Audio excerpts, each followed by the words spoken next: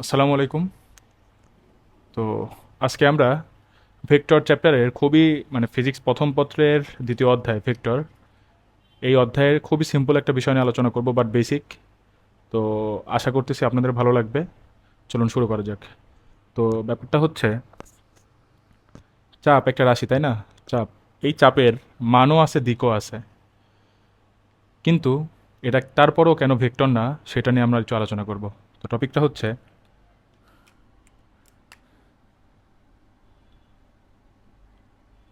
চাপের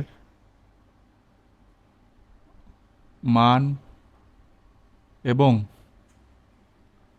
দিক থাকার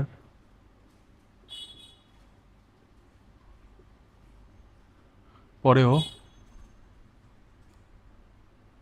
কেন এটি ভেক্টর না।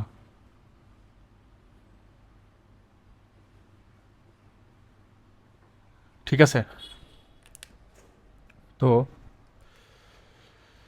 চলুন আলোচনা শুরু করি। তো দেখেন, চাপ জিনিসটা কি, আমরা 19-এ একটা সূত্র পড়ছি, এইচএসসিতেও পড়ছি, যে চাপ হচ্ছে একক ক্ষেত্রফলে, একক ক্ষেত্রফলের কোনো বস্তুর ওপরে, কোনো বস্তুর মানে একক ক্ষেত্রফলের কোনো একটা সারফেসের ওপরে যদি বল প্রয়োগ করা হয় সেক্ষেত্রে তাকে চাপ বলে, অর্থাৎ P equal to F by এ।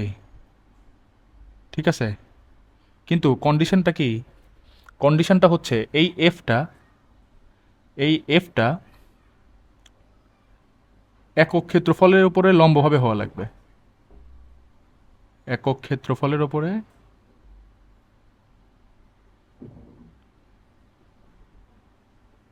উপরে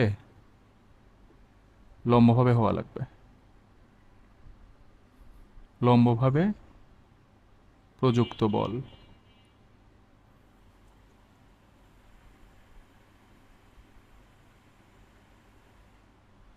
বুঝছেন? এই এফটার কন্ডিশন কি? এফটা হওয়া লাগবে হচ্ছে একক ক্ষেত্রফলের উপর লম্বভাবে প্রযুক্ত বল। ঠিক আছে, ধরেন এটা একটা যদি তল হয়, ধরেন এটা একটা তল, তো এই তলের উপরে লম্বভাবে ধরেন যে একটা বল ক্রিয়েট করতেছেন আপনি, লম্বভাবে। ঠিক আছে, লম্বভাবে বল ক্রিয়েট করলেন, ধরেন এটা হচ্ছে এফ ইকুয়াল টু 10 নিউটন, তখন এটা চাপ হবে। ঠিক আছে, কিন্তু ধরেন আমি এটা করলাম না, আমি এটা করলাম, ধরেন আমি এটা করলাম, এটা একটা তল ধরেন, তো এটার উপরে এইভাবে একটা বল প্রয়োগ করছি, এইভাবে একটা বল করছি, ধরেন এফ ইকুয়াল টু 10 নিউটন। ঠিক আছে, তবে এটা কিন্তু চাপ না, এটা কিন্তু চাপের মান না। হ্যাঁ, এটা দিলে চাপ লাগবে আপনার, এটা দিলে চাপ আপনার লাগবে, কিন্তু এটা কিন্তু অরিজিনালি চাপের মান না। মানে চাপের ক্ষেত্রে যে বলটা লাগে সেটা কিন্তু এটা না। কেন দেখেন, আমাদের কন্ডিশন ছিল যে একক ক্ষেত্রফলের উপরে লম্বভাবে প্রযুক্ত বল হওয়া লাগবে। তাহলে দেখেন এটা কি লম্বভাবে পড়ছে? পড়ে নাই। এখন দেখেন, এই যে বলটা, এই যে বলটা আছে, তাই না?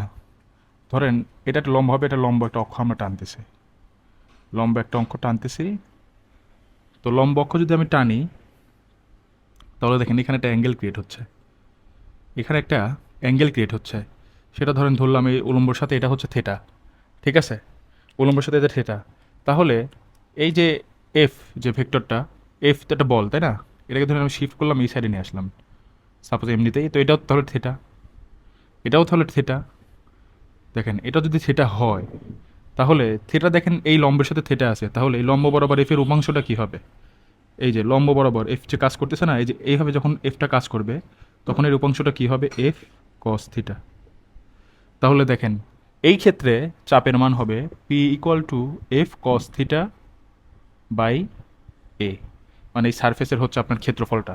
ঠিক আছে, তাহলে কি বুঝতে পারছেন? আসলে এই এফটাই কিন্তু চাপ ক্রিয়েট করে না, এই এফ এর একটা অংশ চাপ ক্রিয়েট করতেছে। বুঝতে পারছেন এবার? তো আসেন, এইটা আমাদের বোঝার ছিল। এখন, এখন যে জিনিসটা, যে চাপের মান এবং দিক থাকার পরেও চাপ কেন ভেক্টর রাশি না। দেখেন, ধরেন এটা একটা হচ্ছে পাত্র, পানির পাত্র, পানির পাত্র এটা, এটা একটা পানির পাত্র।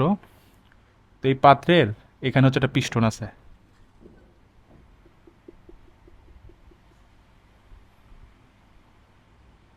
এই পানির পিত্রে এখানে একটা পিস্টন আছে, আর এর ভিতরে তো পানি আছে নিঃসন্দেহে। ধরেন এখানে পানি আছে,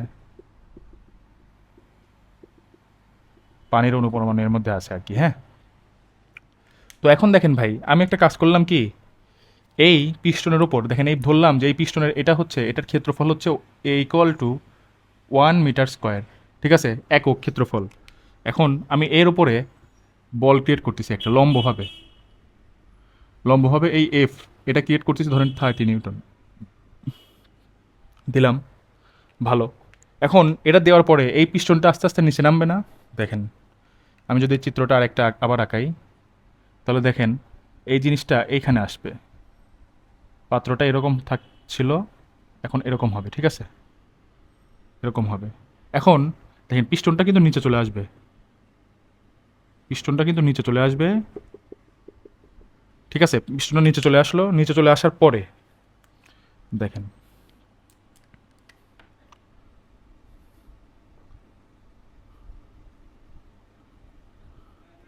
পিস্টনটা নিচে চলে আসলো। এখন পানির এই যে লম্বভাবে বল প্রয়োগ করার কারণে এই পানির ভিতরে একটা চাপ ক্রিয়েট হবে, এই ভিতরে পানির এখানে ভিতরে চাপ ক্রিয়েট হবে এবং অনুপানুগুলো আরও কাছাকাছি অবস্থান করবে, ঠিক আছে, তাদের উপর একটা চাপ ক্রিয়েট হবে,